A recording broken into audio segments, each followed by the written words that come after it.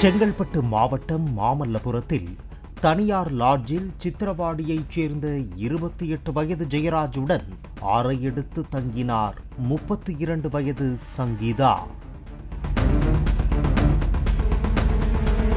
உணவு வாங்குவதற்காக வெளியே சென்று திரும்பி வரும்போது சங்கீதா தூக்கிட்டு தற்கொலை செய்து கொண்டதாக போலீசுக்கு தகவல் அளித்தார் ஜெயராஜ். சடலத்தை உடற்கூராய்விற்காக அனுப்பி வைத்த போலீசார் சந்தேக மரணமாக வழக்கு பதிவு செய்தனர்.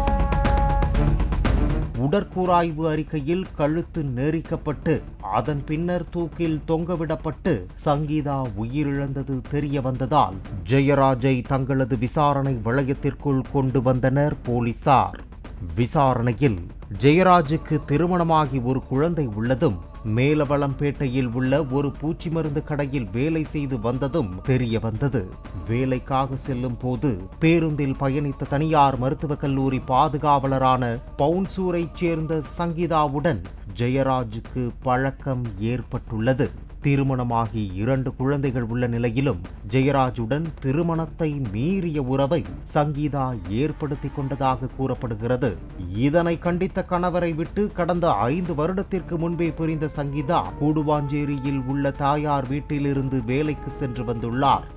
இந்நிலையில் விடுதியில் அறையெடுத்து இருவரும் ஒன்றாக இருந்துள்ளனர்.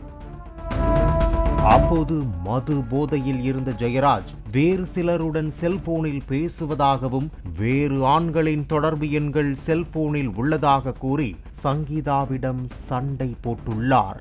வாக்குவாதம் முற்றிய போது சங்கீதாவின் கழுத்தை ஜெயராஜ் நெரித்து கொலை செய்ததாக போலீசார் தெரிவித்தனர். கொலையை தற்கொலையாக மாற்றுவதற்காக கழுத்தை சுடிதார் துப்பட்டாவால் இறுக்கி உடலை மின்விசிறியில் தொங்கவிட்டுவிட்டு நாடகமாடியது அம்பலமானதால் ஜெயராஜை போலீசார் கைது செய்தனர்.